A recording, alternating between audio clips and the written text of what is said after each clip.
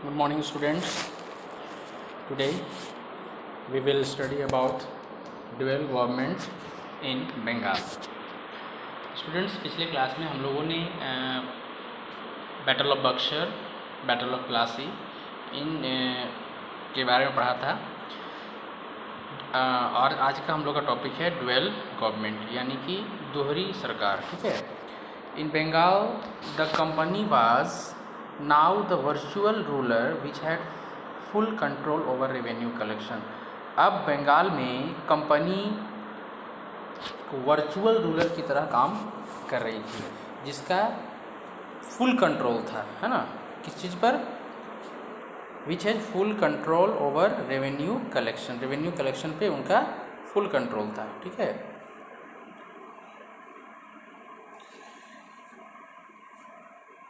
Revenue collection, military and law.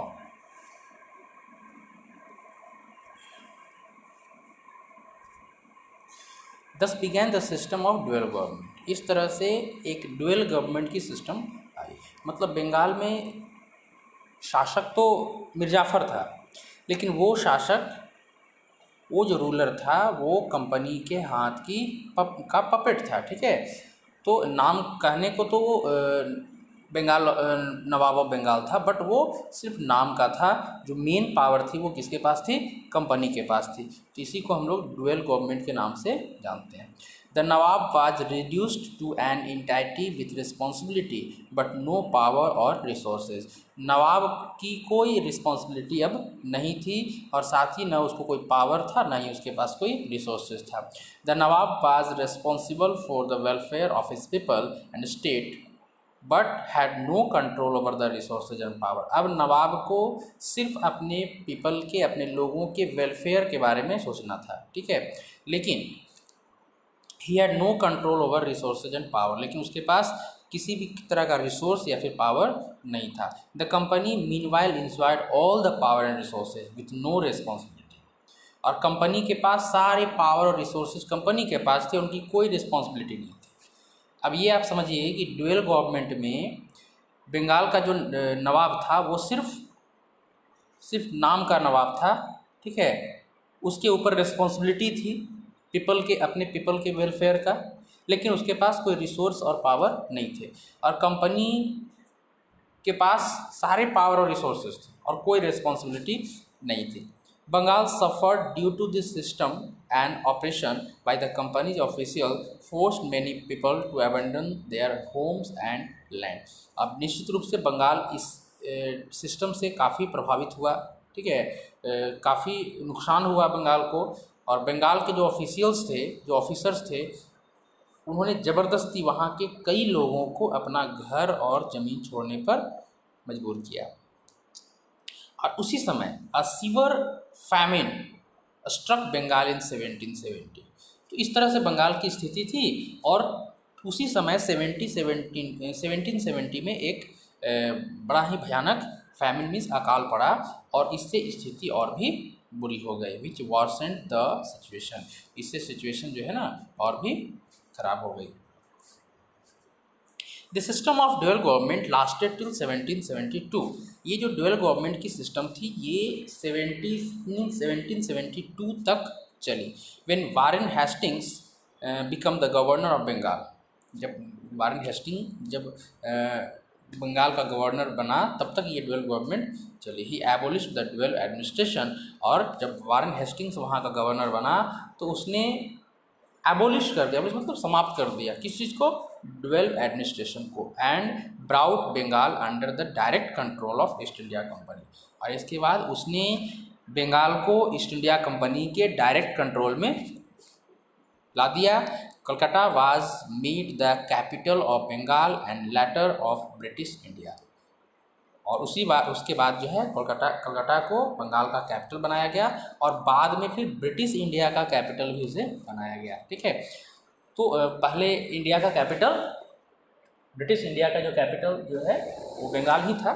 बाद में 1911 में जो है कैपिटल चेंज हुआ और ये दिल्ली को बनाया गया। ठीक है।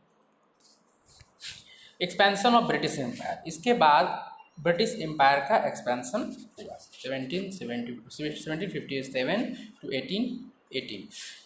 आफ्टर कंक्यूरिंग बंगाल, बंगाल को जीतने के बाद the English East India Company looked around and got ready to acquire more territories in India. इसके बाद ईस्ट इंडिया कंपनी ने जब अपने चारों ओर देखा तो वो इंडिया में अपनी और भी टेरिटरीज बनाने के बारे में सोचने लगी। मतलब इंडिया में जब ब्रिटिश आए थे, ईस्ट इंडिया कंपनी आई थी, तो सबसे पहले बंगाल में उसने अपना टेरिटरी एक्वायर किया। उसके बाद धीरे धीरे उनका जो मनोबल बढ़ा और वो पूरे इंडिया को अपने कब्जे में लाना चाहते थे, एक्वायर करना चाहते थे। तो by 1818 except for the provinces of Punjab and Sindh the entire India was under the British. 1818 आते आते, ठीक है, पंजाब और सिंध को छोड़कर, except for the provinces of Punjab and Sindh the entire India was under the British control. Part of it they rule directly and the rest through the princely states. कहीं कहीं तो वो डायरेक्टली वहाँ रूल कर रहे थे, और जो कुछ ऐसे भी जगह थे जहाँ पर जो प्रिंसली स्टेट थे, जहाँ पर कोई राजा शासन कर रहे थे, लेकिन उसकी लगाम जो थी ना वास्तव में ब्रिटिश के हाथ में थी। देखिए, over which the company had supreme control. राजा तो थे, कई ऐसे जगह मतलब प्रिंसली स्टेट्स थे जहाँ राजा तो थे, लेकिन राजा वास्तव में नाम के थे, और उनका जो कंट्रोल था वो किसके पास था? कंपनी के पास। तो 1818 आते आते पंजाब और सिंध को छोड़कर करीब करीब पूरी की पूरी इंडिया ब्रिटिश के कंट्रोल में आ चुकी थी। ठीक है, इंडिया के कुछ ऐसे भी पार्ट्स थे जहाँ वे डायरेक्टली रूल कर रहे थे, और कुछ ऐसे जगह थे जहाँ प्रिंसली स्टेट थे बट सुप्रीम कंट्रोल जो है कंपनी के पास ही था। तो इस क्रम में जब ब्रिटिश पूरी इंडिया को अपना कॉलोनी बनाना चाह रहे थे, तो सभी के सभी राजा तो ऐसे नहीं थे, कुछ ऐसे भी राजा थे जिनसे राज्य लेने के लिए, उनका राज्य लेने के लिए अंग्रेज़ों को काफ़ी उनसे युद्ध भी करना पड़ा। और इसी ही क्रम में एक हुआ था Anglo Mysore wars. The territorial expansion of Mysore under the rule of Hyder Ali alarmed the company. The company restored to direct military confrontation when it saw it as a threat to its political and economic interest. In all, 4 wars were fought to crush Mysore between 1767 to 1799.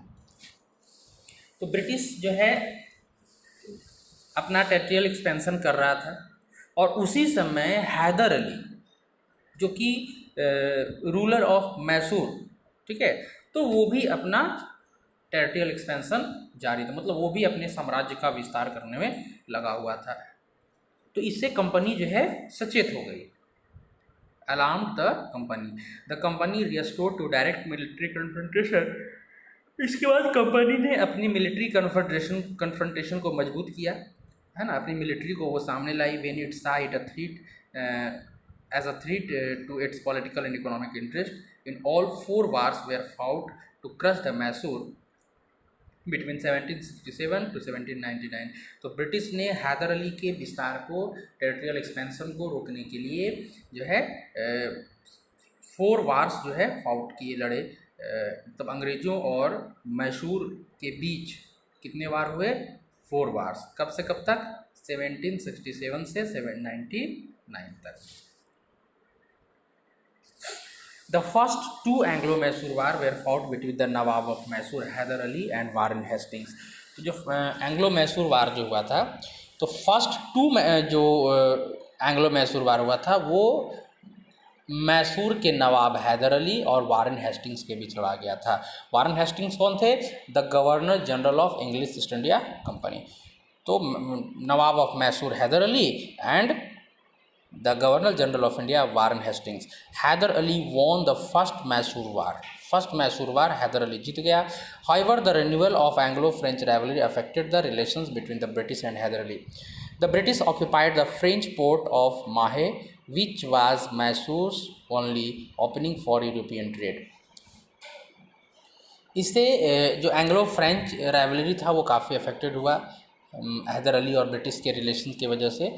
The British occupied the French port of माहे, और British ने French port जो कि माहे में था, मैसूर में है, तो मैसूर में एक जगह था, वहाँ पे फ्रेंच पोर्ट था जिसको ब्रिटिश ने ऑक्यूपाई कर लिया, ठीक है।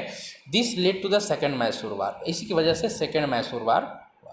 तो फर्स्ट मैसूर वार में तो हैदर अली जीत गया, चलो ठीक है। इसके बाद ब्रिटिश ने मैसूर के एक पोर्ट को, जो कि फ्रेंच पोर्ट था, है ना, उसको ऑक्यूपाई कर लिया, कब्जा कर लिया, ठीक है। और इसी की वजह से सेकेंड मैसूर वार हुआ। In this war Hyder Ali was defeated. इस वार में, अब सेकेंड मैसूर वार में हैदर अली हार गया। After this two wars the British and Mysore signed a treaty. इन टू वार्स के बाद ब्रिटिश और मैसूर ने एक ट्रीटी साइन किया, एक समझौता किया, ठीक है, by which the two sides were to come and help each other in the case of an attack by the third party. वो ट्रीटी क्या थी कि दोनों साइड मीन्स ब्रिटिश और मैसूर, ये दोनों एक दूसरे को हेल्प करेंगे, है ना, अगर कोई थर्ड पार्टी उन पे अटैक करती है। However when the Marathas attacked Mysore, है ना, यद्यपि जब मराठों ने मैसूर पर हमला किया, the British did not come to their rescue, तो ब्रिटिश उनकी रेस्क्यू के लिए, उनको बचाने के लिए नहीं आए। This are irked the Hyder Ali, इससे हैदर अली को, मतलब ब्रिटिश ने क्या किया, इस ट्रीटी को फॉलो नहीं किया। ट्रीटी में क्या थी कि कोई भी थर्ड पार्टी अगर दोनों में से किसी पर हमला करे, अटैक करे, तो दूसरा जो है मदद करने के लिए सामने आए। लेकिन जब मराठों ने मैसूर पर आक्रमण किया, हमला किया, तो ब्रिटिश रेस्क्यू के लिए नहीं आए।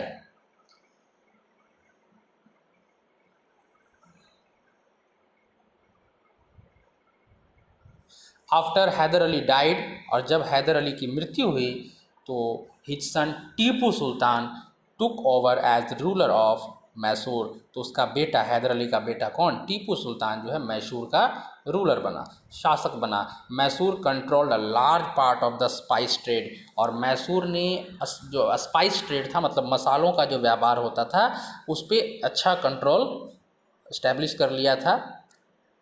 Tipu did not want the British to trade in this region, Tipu Sultan नहीं चाहते थे कि ब्रिटिश इस रीजन में ट्रेड करे। He was bitterly oppose to the British and was much closer to the French. वो टीपू सुल्तान जो है ब्रिटिश को अपोज किए, ब्रिटिश का विरोध करते थे, और वो फ्रेंच से ज़्यादा उनका क्लोज रिलेशन था British, and was much closer to the French. Something that the British did not like, कुछ ऐसी चीज़ें हुई जो ब्रिटिश को पसंद नहीं आए। There were two wars with the British which was fought by Tipu Sultan against governor general Cornwallis and Wellesley. ये आपका लॉर्ड कॉर्नवालिस हैं और ये वेलेस्ली हैं।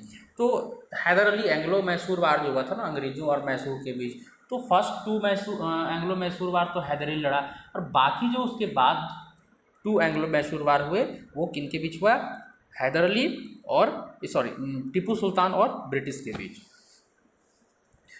तो थर्ड जो एंग्लो मैसूर वार हुआ, in the third Mysore war the British, the Nizam and the Marathas entered into an alliance and defeated Tipu. तो थर्ड मैसूर वार में British, Nizam of Hyderabad and Marathas, ठीक है, क्योंकि मराठे भी जो है मैसूर और मराठों के बीच दुश्मनी चल रही थी, है ना, क्योंकि मराठों ने मैसूर पर अटैक किया था, हमला किया था, और ब्रिटिश से तो टीपू सुल्तान का रिलेशन अच्छा नहीं था। टीपू सुल्तान ब्रिटिश के साथ ट्रेड नहीं करना चाहते थे, वो उनका अच्छा रिलेशन किनके साथ था, टीपू सुल्तान का फ्रेंच के साथ, ठीक है। तो थर्ड मैसूर वार में ब्रिटिश, निज़ाम और मराठास, ये तीनों एक साथ होकर के टीपू के साथ, यानी टीपू सुल्तान के साथ युद्ध किए। तीनों एक साथ मिलकर के टीपू सुल्तान के साथ युद्ध किए, और इसमें टीपू सुल्तान की हार हो गई। They annexed large part of Tipu territories, और उन तीनों ने मिलकर के, यानी ब्रिटिश, मराठास और निज़ाम ने मिलकर के टीपू को हरा दिया, और टीपू के बहुत बड़े टेरिटरीज को अनेक्स्ट कर लिया, कैप्चर कर लिया, and divided them among themselves, और उस पार्ट को, यानी टीपू के टेरिटरीज को जो उन्होंने कैप्चर किया, उनको आपस में बांट लिया। Tipu had to pay a huge fine and deliver 2 of his son as hostages to the British camp. और इसके बाद जब टीपू चूँकि हार गया था तो टीपू सुल्तान को एक बहुत ह्यूज फाइन, बहुत बड़ा फाइन जो है उनको चुकाना पड़ा। एंड डिलीवर हिज 2 सन, और अपने 2 बेटों को, ठीक है, अपने 2 बेटों को हॉस्टेजेस के रूप में, ठीक है, हॉस्टेजेस का मतलब होता है people that are held as a prisoner to ensure that the other party will meet some demand। Hostages का मतलब होता है कि अगर टीपू सुल्तान के दोनों बेटे ब्रिटिश कैंप में एज ए हॉस्टेजेस रहेंगे, मतलब उन्हें वहाँ कैद रखा जाएगा, टीपू सुल्तान के दोनों बेटों को कैद रखा जाएगा ताकि टीपू सुल्तान दोबारा उन पर हमला न कर सकें। ठीक है, जब 2 बेटे उनके वहाँ पे कैद रहेंगे तो टीपू सुल्तान दोबारा हमला नहीं कर पाएंगे, क्योंकि ऐसा करने पर हो सकता है कि ब्रिटिश जो है उनके दोनों बेटों को मार दे, है ना। तो टीपू सुल्तान को एक बहुत बड़ी रकम जो है फाइन के रूप में चुकाना पड़ा और दोनों बेटों को as a hostages British camp में भेजना पड़ा। तो ये तो 3rd मैसूर वार हुआ है ना।